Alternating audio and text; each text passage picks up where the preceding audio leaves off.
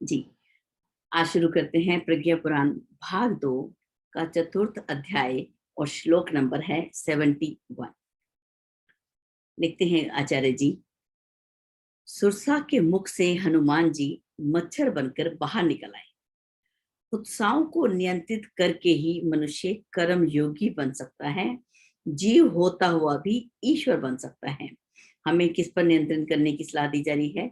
उत्साहों को नियंत्रित करके ही मनुष्य कर्म योगी बन सकता है। योगी कैसा? कर्म करता हुआ योग अपनाना।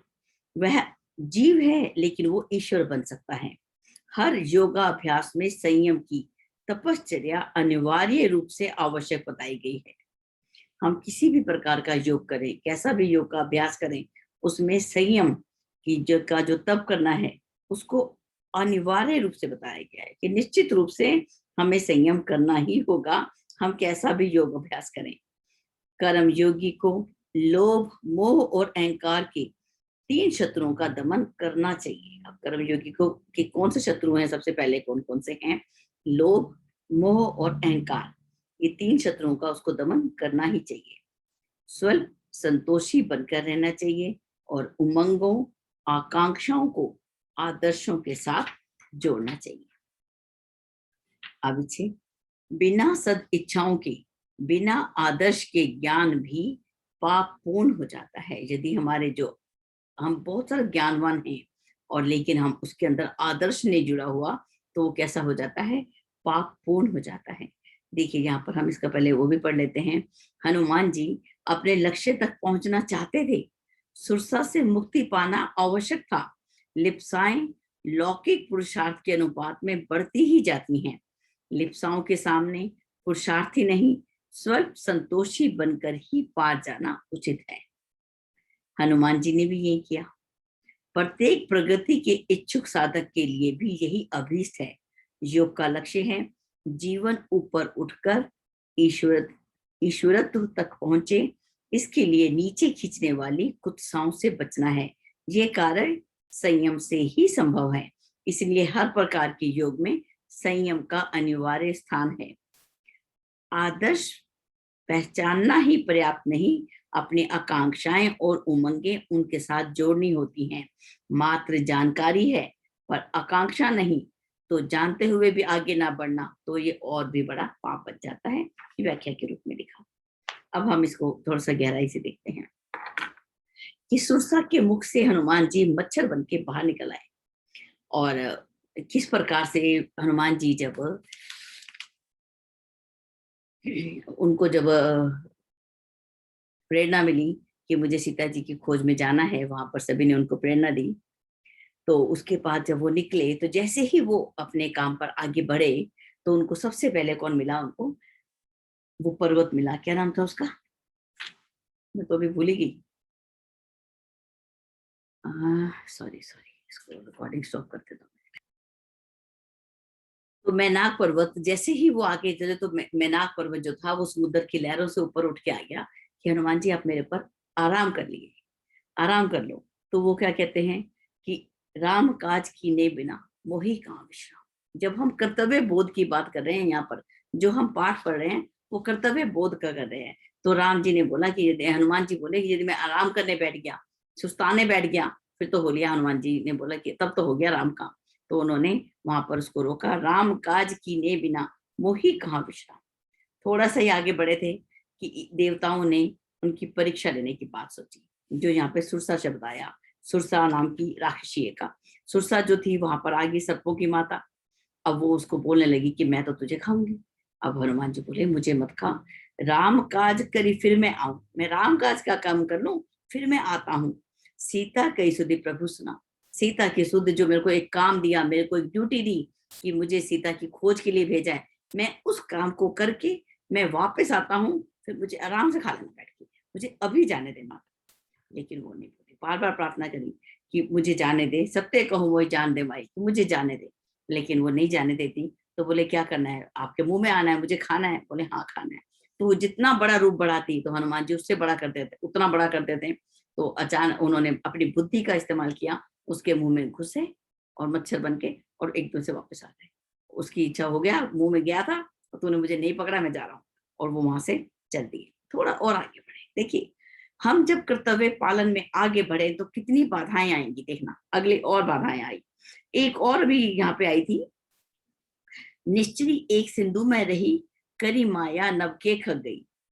वो कैसी थी? वो परछाई को पकड़ लेती थी, और जब परछाई पकड़ लेती थी तो आकाश में उड़ने वाले जो पक्षी थे वो उसके नभचर जो थे उसके गिरफ्त में आ जाते थे, वो गिर जाते, परछाई को रोक लेती, ऐसा यहाँ पे बताया गया था रामायण के अंदर। और वो जो पक्षी था उसकी परछाई पकड़ लेती तो वो नीचे गिर जाते और वो उनको भोजन बना लेती। उसने ऐसा ही हनुमान जी के साथ किया। तो उसको क्या किया? ताही मारी मारुत सुत बीरा, बारदी पार गेहूमती धीरा। वो बुद्धिमान, फिर वो आगे बढ़ा। बाधाएं हर समय आएंगी, कितने प्रकार की बाधाएं आएंगी। तो और आगे गए, लंका तक पहुंच गए, बड़ी सुंदर लंका दिखी, बड़ा सुंदर। अब वहां पर एक किसको खड़ा कर दिया? लंकिनी नामक राक्षसी का। वहां लंकिनी नाम की राक्षसी खड़ी है, अब वो अंदर जाने नहीं देगी। अब हनुमान जी ने भी सोचा, अच्छा मैं अंदर कैसे जाऊं? तो सूक्ष्म रूप भगवान ने वहां पे धरा, बिल्कुल मच्छर के जैसा। और जैसे ही वो छुपते छुपाते जाने लगी तो लंकिनी क्या बोलती है? जाने नहीं मरम सट मोरा, ये तो मुझे नहीं जानता। मोर आहार जहां लगी चोरा। ये जितने भी चोर है ना, जो भी चुपके चुपके लंका में प्रवेश करना चाहते हैं, ये सब मेरा आहार है, इनको तो मैं खाती हूँ। यही मेरे को भाई, मेरी आमदनी जो है, मेरी इनकम, मेरी तनख्वाह जो है, यही बंधी हुई है कि जो भी अंदर जाएगा वो तो खा लेना आराम से, और उसके पास जो भी धन है वो तू ले लेना। वो तो मेरे आहार हैं जितने भी चोर जाते हैं अंदर। अब यहाँ पर हनुमान जी एक ने क्या किया? मुठिका एक महाकपिहनी, जब एक मुठिका दिया उसके मुंह पर तो क्या हुआ? उसको खून उसके मुंह में आया। तब वो जोर आपने हाथ जोड़कर बड़े विनय के साथ उनको बोलती है कि जब रावण को वर दिया किसने? भगवान ब्रह्मा जी ने। तो उस समय उन्होंने एक उसने उसने उसने पक्का देखा होगा ब्रह्मा जी की ओर कि आप ये क्या कर रहे हो, कितना बड़ा वरदान इन असुरों को दे रहे हो, इनका नाश कैसे होगा? तो भगवान जी ने उसको चिन्ह दे दिया, एक निशानी दे दी कि जिस दिन एक वानर आएगा और तुझे एक मुठिका का प्रहार करेगा, उस दिन निश्चित समझ लेना कि अब वानरों का, इस असुरों का जो संहार है वो होने ही वाला है। निशानी दे दी उसको, उस इशारे को। जैसे ही हनुमान जी ने उसको प्रहार किया, उसको याद आ गया कि हाँ मुझे दिया था, और उसको एकदम से समझ आ गया कि अब ईश्वर जो है, भगवान राम जो है, ये असुरों के नाश के लिए आ गए हैं। उसने उसको मार्ग दे दिया, रास्ता दे दिया, खुद साइड पे हो गई। ये लो बाधाएं कितनी आई, क्या हनुमान जी रुके? नहीं रुके, बिल्कुल नहीं। अब एक और लाइन भी यहाँ पर मैं जरूर चर्चा करना चाहूंगी कि देखिए, तात स्वर्ग अपवर्ग सुख, धरिये तुला एक अंग, तूल ना ताही सकल मिली, जो सुख लव सत्संग।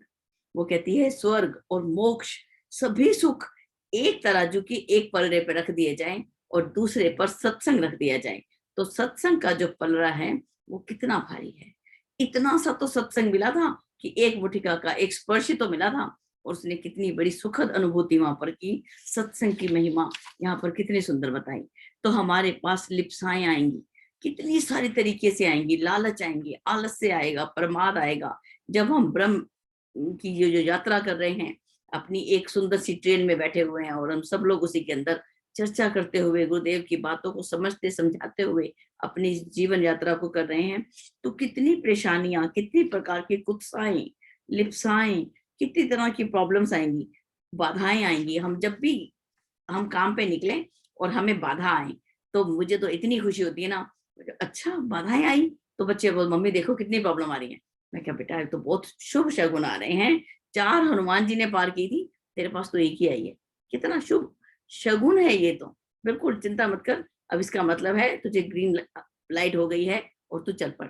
एक हरी लाइट के ऊपर एक बात और ज्यादा आई कि एक व्यक्ति ने गाड़ी ले ली, अब वो गाड़ी चलाए नहीं, बोले नहीं नहीं मैं गाड़ी नहीं चलाता, हर जगह तो ये प्रॉब्लम आती है, रेड लाइट्स होती हैं। तो बोले कि क्या जीवन में हमेशा ही हरी बत्ती मिलेगी, हमेशा ही तुझे ग्रीन लाइट मिलेगी? कभी लाल भी मिलेगी, कभी रुकना भी पड़ेगा, अपने धीरे धीरे सड़क पार करनी पड़ेगी। तो ये जीवन यात्रा है। अपने कर्तव्य के समय जब भी हम काम करने जाएं, अपनी किसी भी काम, जो ईश्वर हमको अभी काम दे, उसके लिए जब भी उस रास्ते में जो भी अवरोध आए, उससे हमें मुक्ति पाना आवश्यक ही है। इसके सामने कैसे बनना है? स्वल्प संतोषी बनकर ही निकलना है, जैसे हनुमान जी ने कहा। अब यहाँ पर कुछ एग्जाम्पल भी दिए भगवान जी ने, गुरुदेव जी ने। कैसे दिए कि तुलसीदास यदि रत्नावली के रूप और वैभव के सुख की कामना पर अंकुश ना लगा पाते, उनको रत्नावली उनको जागृति ना देती, तो कैसे भक्ति की साधना में लग जाते? नहीं लग पाते।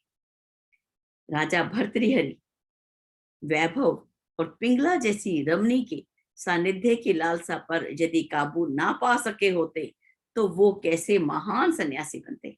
आप जानते हो पिंगला की कहानी? नहीं जानते तो मुझे बताना बाद में, मैं पूरे अच्छे से बताऊंगी। और इसके अंदर राजा भर्तृहरि ने बहुत तपस्या किया। अलवर उनको राजा भर्तृहरि की ही तपोभूमि मानी जाती है। तो जब वो राजनीति में थे, तो उन्होंने 100 श्लोक किस पर लिखे? नीति शतक के ऊपर। जब वो पिंगला के और अन्य नारियों के, अन्य स्त्रियों के, अन्य रमणियों के सानिध्य में थे, उनके साथ रहते थे, तो उस समय उन्होंने श्रृंगार शतक लिखा। उसमें नारी के सौंदर्य का अद्भुत वर्णन किया। उसके बाद जब उनको उससे हो गया कि ये क्या कर रहा हूं मैं, ये तो सत्य है ही नहीं, जीवन का सत्य जब उनको दिखाई दिया, तब उन्होंने वैराग्य शतक, ये 3 प्रकार के 100 करके उन्होंने शतक लिखे हैं। नीति शतक, श्रृंगार शतक और वैराग्य शतक। और यदि वो अपने वैभव में फंसे रहते, राज्य में फंसे रहते, पिंगला के अंदर उसके सानिध्य में फंसे रहते, तो किस प्रकार से महान सन्यासी बनते? अब गांधी जी झूठ मूठ बोलकर सफल वकील कहलाने की हीन कामना से यदि ऊपर ना उठते, तो किस प्रकार इस महान व्यक्तित्व के धनी बनते, और जिसके सामने ब्रिटिश हुकूमत भी झुक गई और उनकी मृत्यु के शोक में सारे विश्व के झंडे जो थे वो झुक गए थे। कहते हैं संयम के बिना कोई उपलब्धि न हुई है, न ही हो सकती है। जिस बालक ने समय का संयम करके अध्ययन नहीं किया, वह शिक्षा पाकर विद्वान बन ही नहीं सकता। जिस व्यक्ति ने, जिस युवक ने आहार व्यायाम का संयम संतुलन नहीं बिठाया, तो वो पहलवान नहीं बन सकता। उसको ये कामना ही नहीं रखनी चाहिए। जो अपने कंठ को नियंत्रित नहीं रखकर, जो स्वर नहीं निकाल पाता, जो कंठ को नियंत्रित रखकर जो स्वर नहीं निकाल पाता, उसे संगीत साधना किसी भी रूप में नहीं सध सकती। हाथ के ऊपर, हाथ की गति पर जिसका संयम नहीं है, वो कोई वीणा नहीं बजा सकता, ना ही कोई चित्रकला कर सकता है, चित्र भी नहीं बना सकता। जिसके विचार क्रमबद्ध नहीं हो सकते, वह ना लेखक बन सकता है और न ही कवि। बहुत ही सुंदर एक और लाइन आती है, जिसका अपने हाव भावों पर नियंत्रण नहीं है, वो व्यक्ति कभी अभिनेता नहीं बन सकता। अपने हाव भाव ही नहीं पता, आंख कहाँ जा रही है और हाथ कहाँ जा रहा है, देख कहाँ रहा है, बात कहाँ कर रहा है, तो जिसके अपने हाव भाव पर नियंत्रण नहीं है, वो अभिनेता नहीं बन सकता। इसी प्रकार अपनी आकांक्षाएं जिसने प्रभु के अनुरूप नहीं बनाई, वह अपनी शक्ति गलत कार्यों से न बचा सकेगा, ना प्रभु के अनुरूप लगा सकेगा, उससे कोई योग कैसे सधेगा। बहुत ही खूबसूरत एक उन्होंने उदाहरण दिए। तुच्छ कामनाओं पर अंकुश कैसे लगाए, बहुत सुंदर वर्णन कि तुलसीदास जी का, राजा भर्तृहरि का, महात्मा गांधी का, सुंदर सुंदर एक एक लाइन पे, एक लाइन के अंदर एक व्यक्ति का चरित्र चित्रण हमारे सामने प्रस्तुत कर दिया। कितना सुंदर लिखा गया है। यहाँ पर आगे चलते हैं। एक फूल पत्थर से भी मजबूत है। देखिए फूल मजबूत है या पत्थर मजबूत है। देखिए एक दिन एक पत्थर फूल पर बड़ा नाराज हो गया। उसने बोला कि तू मेरी शक्ति नहीं जानता, मैं थोड़ी ही देर में तुझे पीस के रख दूंगा। फूल मुस्कुराया और बोला, तब तो आप मेरी सुगंध को दूर दूर तक फैला देने का उपकार ही करेंगे महोदय। इससे मुझे न खिन्न होना है, न उद्विग्न। शरीर का मोह करूंगा तो भयभीत रहूंगा और ऊंचे लक्ष्यों का आनंद न ले सकूंगा। यदि मैं अपने शरीर का मोह करूंगा तो कैसा रहूंगा? भयभीत कि कोई मुझे मार ना दे, कोई मुझे चोट ना पहुंचा दे, और मैं अपनी सुगंध को दूर दूर तक कैसे पहुंचा सकूंगा? ऊंचे लक्ष्यों का आनंद मैं कैसे ले सकूंगा? तो जो फूल जो है यहाँ पत्थर से भी मजबूत दिखा। ठीक है, इसी को कैवल्य अवस्था बोला होगा कि देखिए यहाँ पर उसको अपने शरीर का मोह नहीं है, और दुख में वो उसको दुख आया भी सही कि उसको पीस के रख देगा, दुखी नहीं हुआ, खिन्न भी नहीं हुआ, उद्विग्न भी नहीं हुआ। कितना सुंदर, बहुत ही सुंदर। आगे है महात्मा ईसा के बारे में एक सुंदर सी कहानी है। उसका शीर्षक है उद्देश्य मोह छुड़ाना है, कर्म छुड़ाना नहीं। महात्मा ईसा कहीं जा रहे थे, रास्ते में उनका एक शिष्य मिला, मैथ्यू नाम का। उसके पिता की मृत्यु हो गई थी और वो बहुत जोर जोर से रो रहा था। ईसा को देखा, भाई ईसा मसीह पास से जा रहे हैं, तो दौड़ा दौड़ा आया, उनको प्रणाम किया, वापस अपने पिता की जो शव यात्रा थी या शव को साथ पास चला गया उनके अंतिम संस्कार करने के लिए। अब यहाँ पर ईसा ने एक आज्ञा दी, क्या बोला? भूत को भूत देखता रहेगा या तो मेरे साथ आ जा। दोबारा पढ़ती हूँ कि जिसकी मृत्यु हो गई वह तो भूत का साथी हुआ, भूतकाल हो गया, वो तो पास्ट टेंस हो गया। तू उसकी लाश से मोह कर वर्तमान से दूर क्यों होना चाहता है? तू उसकी लाश से मोह कर वर्तमान से दूर क्यों होना चाहता है? मैथ्यू बड़ा परेशानी में आ गया, क्या करे? तभी ईशा ने स्पष्ट आज्ञा दी। देखिए, उसको हम भी नहीं समझ सके कि क्या लिखा कि जिसकी मृत्यु हो गई वह भूत का साथी हुआ। ठीक है, कि अब भूत को भूत देखता रहेगा, तू मेरे साथ आ जा। यानी कि वो जो भूत है, भूतकाल है, भूतकाल की बात हो गई तेरे पिता, उनको छोड़ और मेरे साथ चल। दोनों साथ चल पड़े। थोड़ा आगे ही गए थे तो देखा एक और मित्र, एक और शिष्य जो था, उसके भी पिता का देहांत हुआ था। उसने गुरु को देखा ईसा मसीह के पास, दौड़कर गया और बोला कि चलिए भगवान, मैं आपके साथ ही चलता हूँ। तो ईसा मसीह ने कहा, अरे मेरे साथ क्यों चला आ रहा है, जा अपने पिता की अंतिम क्रिया कर।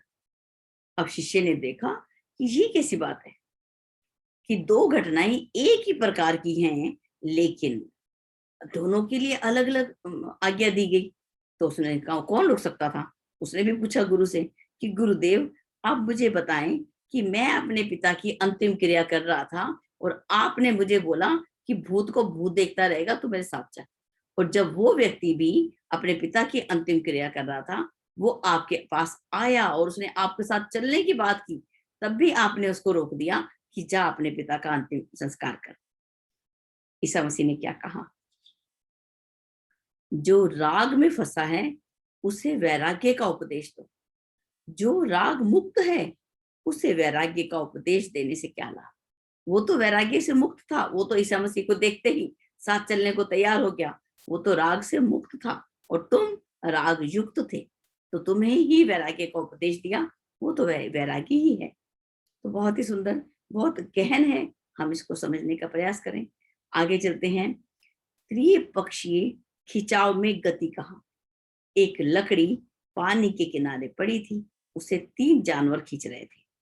मछली नीचे को ले जाना चाहती थी, बतख ऊपर ले जाने की फिराक में थी कि ऊपर खींच के ले जाती हूँ, हवा में उड़ा लेती हूँ, लेकिन कछुआ जमीन जमीन के ऊपर उसको घसीट रहा था। तीनों अपना अपना जोर लगा रहे थे, 3 दिशा में। एक लकड़ी जो पानी पे पड़ी हुई है, अब उसको दोबारा देख लेते हैं। मछली नीचे खींच रही है, बतख ऊपर उठा के ले जाने की फिक्र में है, कछुआ जमीन की ओर खींच रहा है, तीनों ही। लेकिन वो लकड़ी का टुकड़ा 1 इंच भी आगे नहीं बढ़ा। 3 तरफ से यदि उसको खींचा जाएगा तो वो कैसे बढ़ सकती है? देखिए आचार्य जी क्या लिखते हैं। मन, बुद्धि और चित्त जीवन की गाड़ी को अपनी अपनी दिशा में ले जाना चाहते हैं। मन अपनी ओर खींचना चाहता है, बुद्धि अपनी ओर खींचना चाहती है, चित्त अपनी ओर खींचना चाह रहा है। तो ये जो लक्ष्य एक ना होने के कारण जो मनुष्य का जीवन है, जहां का तहां ही बना रहता है, प्रगति जरा भी नहीं हो पाती। जब मन, बुद्धि और चित्त तीनों एक अच्छी इच्छा के साथ सद इच्छा से जुड़ पाते हैं, तो शक्ति संयुक्त हो जाती है, जीवन प्रगतिशील हो जाता है। जब हमारी बुद्धि जो है उसको सारथी बोला गया, मन को तो लगाम बोला गया, शरीर तो रथ बोला गया, वो रथी आत्मा का सारथी। तो यहाँ पे अर्जुन जब बोलते हैं भगवान आप मेरी आत्मा के भी सारथी बन जाइए, तो जब इस तरीके से जब ईश्वर हमारी आत्मा का भी साथी बन जाता है तो उस समय कैसे हो जाती है, सारी शक्तियां संयुक्त हो जाती हैं और जीवन में प्रगति होने लग जाती है। एक और बहुत सुंदर कहानी। जानकार को दंड मिला। यमराज के सामने 4 अपराधी लाए गए। चारों पर क्या आरोप था कि इन्होंने समाज की संपत्ति का दुरुपयोग किया। यमराज ने पूछा कि तुम्हें नहीं पता था कि जो समाज की संपत्ति है वो अपने लिए नहीं होती, वो सबके लिए होती है। तो 3 व्यक्तियों ने कह दिया कि हम वनवासी हैं, ईश्वर से जो मिला, प्रकृति से जो मिला, हम उसको अपने इस्तेमाल में ले लिया, हम इससे ज्यादा और कुछ नहीं जानते। तो भाई नहीं जानते तो सब वो हंसिया कि मूर्ख हैं, इनको क्या अकल है।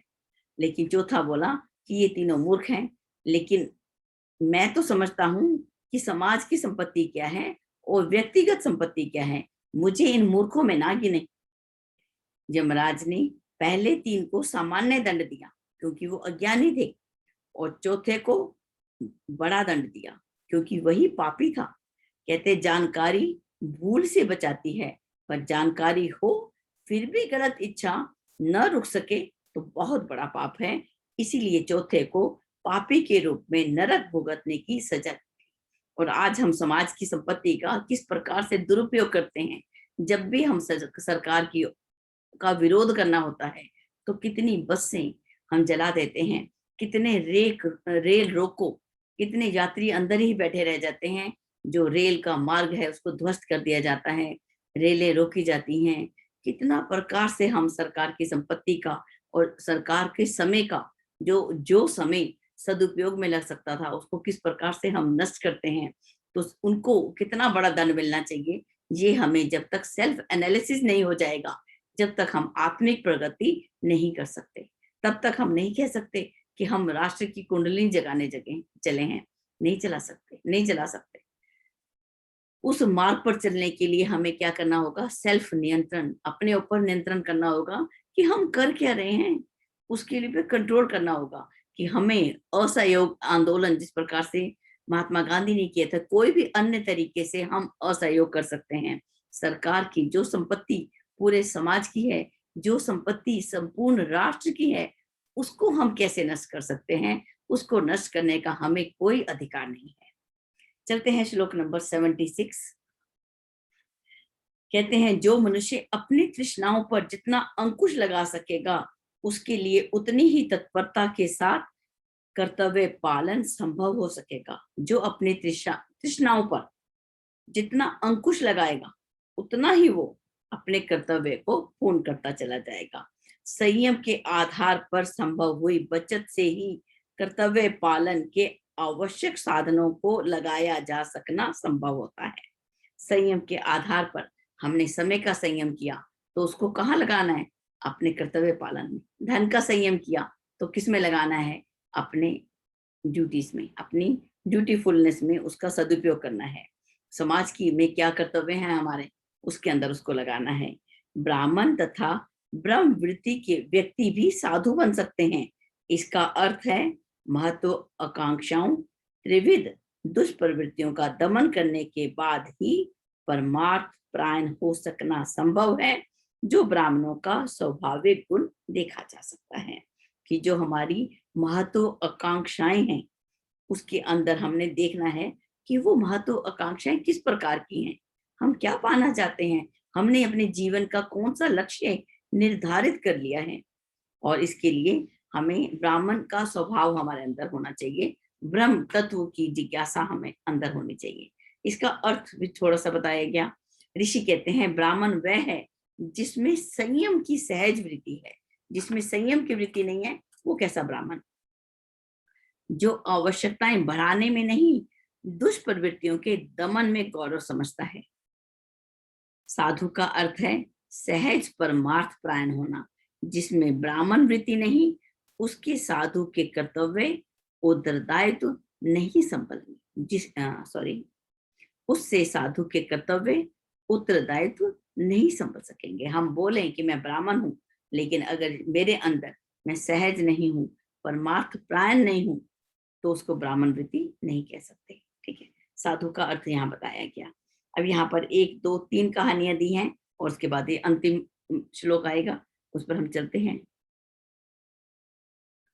श्रेष्ठी वेदधारक ने महात्मा बुद्ध से पूछा कि आपकी मंडली के सभी सदस्यों की कठिन तथा कष्ट साध्य दिनचर्या है। कभी भोजन मिलता है, कभी नहीं मिलता, पैदल लंबी यात्राएं करनी पड़ती हैं, जमीन पे सोते हैं। तो क्या बात है, फिर भी क्या कारण है कि हमारा जो श्रेष्ठी समुदाय है दुर्बल और उदास रहता है, और आपके परिव्राजक कमल के फूल जैसे खिले और प्रसन्न दिखाई देते हैं। देखिए प्रश्न, अब एक सेठ जी पूछते हैं कि भाई क्या बात है, हमारे जो व्यक्ति हैं, हमारे जो काम करने वाले हैं, उनको इतना सब कुछ मिलता है, लेकिन वो फिर भी प्रसन्न दिखाई देते हैं, और हमारे आपके आपके जो व्यक्ति हैं उनको कुछ भी नहीं मिलता, कितनी प्रॉब्लम आती हैं, समस्याएं आती हैं, लेकिन वो बड़े ही प्रसन्न दिखाई देते हैं। महात्मा बुद्ध ने कहा कि साधु जन केवल आज के गुजारे पर संतुष्ट रहते हैं, उन्हें कल की चिंता नहीं रहती। इस तरह जो भी रहेगा वो प्रसन्नता पूर्वक ही रहेगा। ठीक है, क्या बोला कि हमारे जो साधु हैं वो किस पर निश्चिंत रहते हैं, सिर्फ आज की चिंता करते हैं, वो कल की चिंता नहीं करते। जो भी व्यक्ति इस प्रकार से रहेगा वो प्रसन्नता पूर्वक जिएगा। आगे चलते हैं। सिकंदर से संत ने कहा, सिकंदर ने भारत में तत्व ज्ञानी रहने की प्रशंसा सुनी थी, सो उसने उनमें से एक को अपने देश में ले चलने का विचार किया और कहा कि कोई ऐसा मिले जो हमारे देश में चलने को तैयार हो, उस साधु को ले चलो। देखिए हम भी तत्व ज्ञान क्या होता है। किसी जंगल में एक झोपड़ी में रहने वाले ब्रह्म ज्ञानी का उनको पता चला, तो वो वहां पहुंचे और देखा उसके पास कुछ भी नहीं है, लेकिन फिर भी बड़ा प्रसन्न है और तेजस्विता दिखाई पड़ रही है। लगा कि ये तो बहुत तेजस्वी व्यक्ति है, इसी की हमें तलाश थी। तो सिकंदर ने साधु को कहा, मेरे साथ चल और मैं तुझे विपुल ऐश्वर्य दूंगा, बहुत सारा धन दूंगा, ऐसे लालच दिए। साधु मुस्कुराए और बोले, इन वस्तुओं की नश्वरता देखकर मैं विवेक पूर्वक बहुत समय पहले ही त्याग चुका हूं। मैंने इन सब वस्तुओं की नश्वरता देख लिया, अनित्य है ये सब। संसार में जो कुछ भी हम देखते हैं वो सब परिवर्तनशील है, अनित्य है। नित्य केवल एक है, वो ईश्वर ही नित्य है। और मैं इनको पाने के लिए मैं अपनी प्रकृति को छोड़कर, नेचर के अंदर मैं रहता हूँ, खुले स्थान पे रहता हूँ, मैं इसको छोड़कर मैं महलों में कैद क्यों रहूं।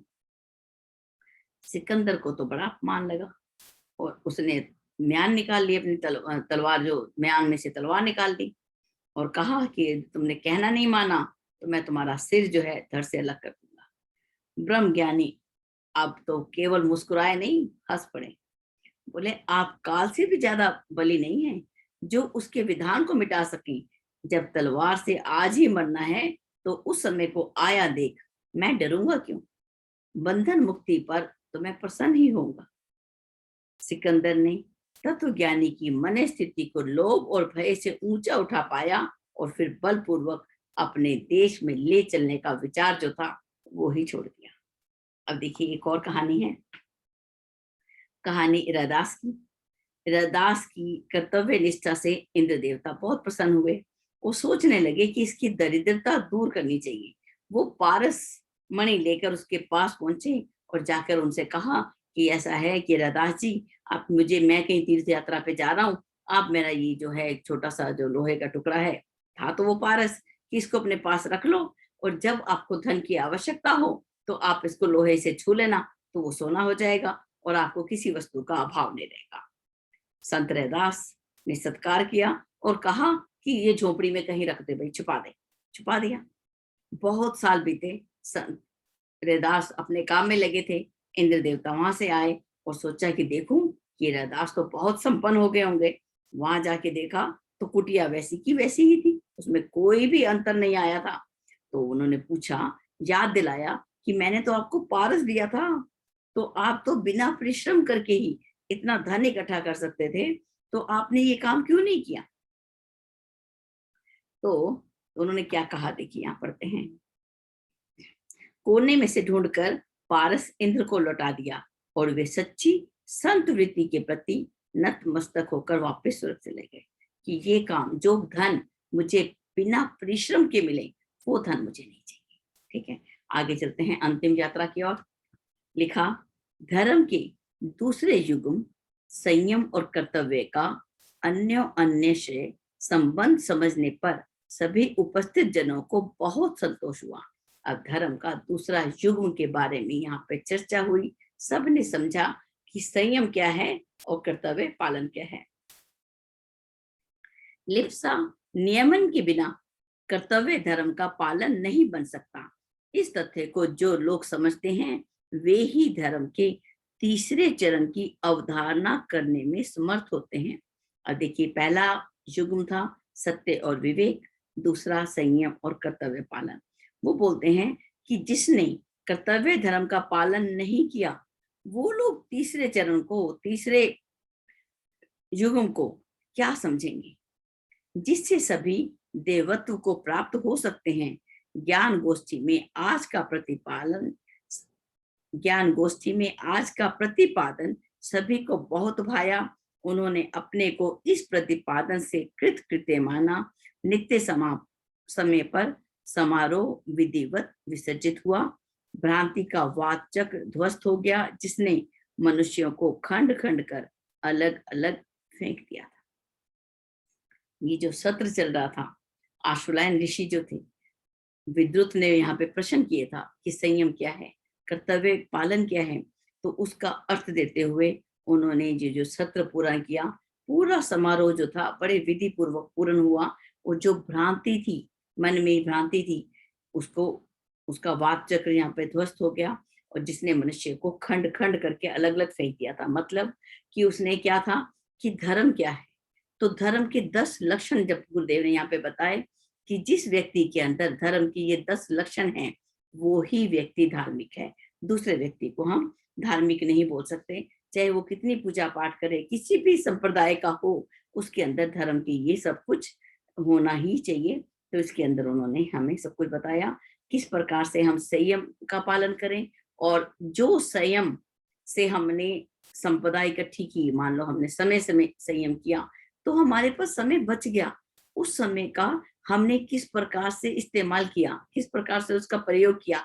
अब मान लो हम सुबह जल्दी उठ गए, सब अपने नित्य कर्म से जल्दी से पूरा हो गए, अब उसके बाद जो 2 घंटे एक्स्ट्रा बच गए हमारे पास, अब हम उसको कैसे इस्तेमाल करते हैं। अपने जो हॉबीज हैं उनको और डेवलप करके, उनको और अच्छे बढ़ाकर, संगीत साधना करके, कोई भी कला साधना, कोई भी अर्जन तप करके अपने जीवन को व्यतीत करते हैं, या उन 2 घंटों का भी हम दुरुपयोग कर देते हैं। तो इसके ऊपर बताया, और कर्तव्य पालन के ऊपर भी बहुत सुंदर बताया कि जो भी कर्तव्य को पालन करेगा उसको संतोष मिलेगा, आत्म संतोष मिलेगा, दैवी अनुग्रह मिलता है, और लोक सम्मान। ये 3 चीजें उन्होंने यहाँ पे बताई। तो इसी के साथ हम आज का जो पाठ है, इसी को हम यहीं पर समाप्त करते हैं। आप सबका बारंबार धन्यवाद, और मैं अपनी वाणी को विराम देती हूँ। आप इसी में अपना विचार दे दीजिए। या किसी को कोई भजन देना है तो वो ऐड कर सकते हैं।